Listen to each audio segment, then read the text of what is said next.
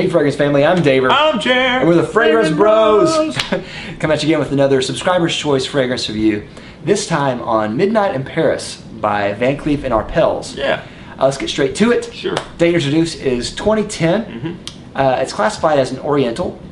Notes are lemon, bergamot, rosemary, leather, green tea, lily of the valley, styrax, tonka, benzoin, and incense. Okay. What'd you get out of longevity out of this? Excellent longevity. Really? Yeah. Not for you? I got average longevity. Okay. It seems like it doesn't quit for me. It quit pretty quickly after 8 hours. Oh, okay. Felt excellent to me. What about projection? Felt excellent to me. Really? Yeah. I got average again. Well, balls. I don't know what to say about that. Now let's insert this real quick. This is the Eau de Toilette version. Yes. There's also an Eau de Parfum version, which I've heard is slightly different. Okay. But who knows? Who knows? Haven't smelled it. No one knows. No one? There's not a person. Let's see. Season I would say this is Vivaldi. Okay. All 4 seasons. I say this work for any season. Okay. Best in the daytime. Yeah. Purpose I would say this is best for casual and work. Okay. I can get along with that. Yeah. Yeah. Now what does this remind you of? Well, a girl in a lot of ways. Okay. But how do I say this? So this was before this fragrance came out. I heard it compared to people talked about how this kind of smelled like Bulgari Black. Yes. Okay. So Bulgari Black is, you know, the sort of infamous fragrance. It's like a rubber bottle, like a hockey puck or a tire. It smells kind of like rubber.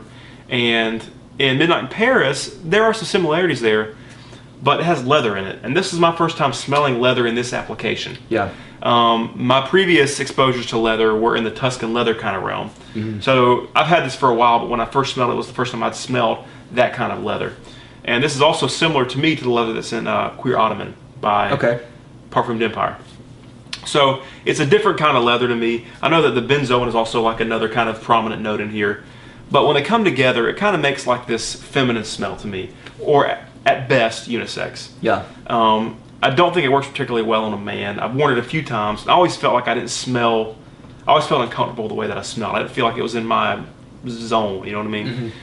The first time I wore it was at church and you could smell it. It seemed to fill the sanctuary. Yeah. So you said. That's right. It's strong. It's strong stuff. At least for a while it was. So I actually like the scent, but I like it better on my wife. Okay. On me, I feel a little uncomfortable. So it's listed as unisex, right? No, I think it's for men. So your wife wore it? Yeah. Really? Yeah. And I thought it smelled good. Cool. I don't know. It's weird. It's weird to me. I don't agree with any kind of pour on designation. It seems unisex at best to me. Yeah, I do actually think it smells better as a unisex fragrance. Yeah. I could see a lot of women wearing this and fitting in perfectly. Yeah. I do understand what you're talking about feeling a little uncomfortable wearing it. I didn't feel as uncomfortable wearing it though. Now, with this fragrance, this is one fragrance that I think has a lot. It has a good reputation without being overhyped, which I think is perfect. Yeah. Because there's some fragrances that the hype is just out of control. It makes no sense. Yeah. And this is one that a lot of people seem to like, and they speak kindly of it, and for good reason, I think. It just has respect. It does. You know? It does, yeah. I respect that. That's right. When I first smelled this, right away off the top, I don't like the top that much because it's very citrusy, and the citrus with the other notes on there is weird. Yeah. Because like the other notes, because you can smell the leather, you can smell the benzoin, you can smell the tonka. I think you can smell the tea in there, because actually Bulgari Black does have leather. Yeah. Because the tea and the leather actually make kind of a rubber smell to it, so that's what the rubber smell in this is too. Okay.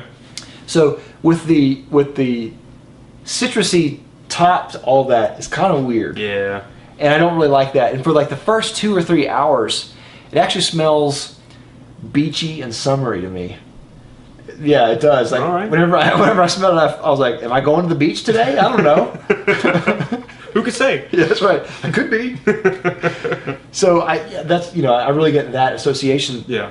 And then once that opening dies down, then you go to the Bulgari Black stage, the middle stage. And it does kind of remind me of Bulgari Black. But the thing with Bulgari Black is that the Bulgari Black is in the center of this fragrance. So this has more going on than Bulgari Black does. So I actually prefer this to that. Yeah. And then once that stage dies down, then you go to my favorite part, which is the dry down. Okay. Which is more of that benzoin vanilla type smell. Yep. Though it is powdery, Yep. which I don't really care for. Yeah. And the tonka, and you still smell the leather in there and everything, but it smells a little better at that point. Yeah. I actually really enjoy how this changes a lot. I like the 3 distinct phases that it has. Nice. Which is kind of rare to find in a lot of fragrances. Yeah. Some, if they change, they'll only change like 2 stages. Yeah. And so it's very rare for me to find one that kind of changes 3 times, which I really like. Yeah. This, in style, reminds me of Dior Homme somewhat. Okay. In that they don't smell alike, but they're similar in that their style is something that it's trying to push the boundaries of what a modern masculine fragrance would smell like. Yeah. And I can kind of see that. And they both do have a few similarities with like the leather and the tonka. So there's slight similarities there, but mostly there's just there in style. Yeah. I do actually really appreciate the style that this was made, and it smells skillful, if I can say that. Yeah, it does. Elegant. It does. It really does. Though I will say it's probably not my favorite thing to smell. Yeah. And like we said before, I think it does smell more unisex than anything else, and a woman could smell great in this. Yeah. The Dior Homme comparison is astute. they are both trying to do the same thing. I think Dior Homme toes the line very well. I think Midnight in Paris faulted. Yeah, you're right. They stepped over the line a little bit, went a little too far, at least for my taste. The scent to me is, it really is kind of like a blanket. It really lays heavily, at least on my skin. Okay. And because of that, because it lays heavily on me, or at least to my nose, and it's kind of unisex, it's just a bit much for me. I can't take it. I think if another dude wore it, I probably would think, well, that's unisex, but that's cool. Yeah. Or if a woman wore it, it smells just right to me. Yeah. On me, it's just, I don't know, just right out of my comfort zone. Yeah. Bang for buck, this is $42. The best price I found on FragranceNet was $42 for a 4.2 ounce, I believe. Wow. Yeah, that's pretty good. It's a great price. Yeah, heck yeah. So, I mean, I think bang for buck is amazing for what you're getting. The presentation on this is gorgeous. Yeah, it really is. Which you'll have the bottle on the thumbnail for the image. That's I don't have it anymore, but that was my most beautiful bottle. Yeah. I mean, just really great. So amazing. It's really a gem for designer. Yeah. In a lot of different ways. I think especially if you really like the fragrance. Yeah. The performance is there. It's solid, at least average for me. Yeah. And that's fine. But the price is amazing if you can find it, and just the way that it was made is probably my favorite part. Yeah. I think, I mean, $42, that's a steal. Yeah. For 4.2 ounce. And if you're a dude that really digs unisex fragrances, if you don't have any trouble wearing those, I think this is a pretty safe blind buy, actually. Yeah. Because I think it smells good. It's just not in my zone. You know what I mean? In your wheelhouse. But if somebody was asking, if someone, a guy that's a little more unisex, a little more metro, was asking me for a recommendation in this price range, I would say give it a try. Totally. I don't think you can really go wrong with it. Yeah, absolutely. It's nice. What about compliments? No, I actually got some negative feedback on it. Well, not negative, just comments about how it smelled kind of feminine. Yeah. But that didn't surprise me, so it doesn't really bother me. Yeah. My wife was mostly indifferent about this. Yeah. She thought it was okay. She thought it smelled a little feminine, so she didn't like that on me. Right. So can't fault her for that. No, yeah. I don't blame her. Yeah. And I didn't really get any comments other than that. Yeah. But yeah. Final rating.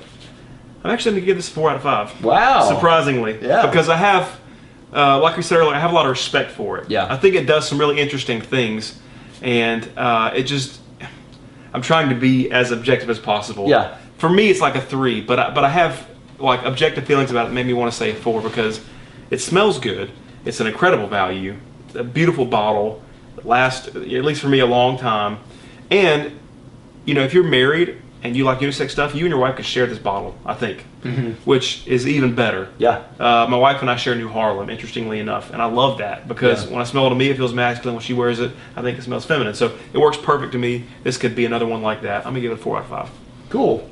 I'm going to stick with a 3 out of 5. Yeah. I think I'm in the same boat as you, but I think I'm going to let my objectivity stay in the review for my appreciation for what it is. Yeah. But my subjectivity still says it's not my favorite. Yeah.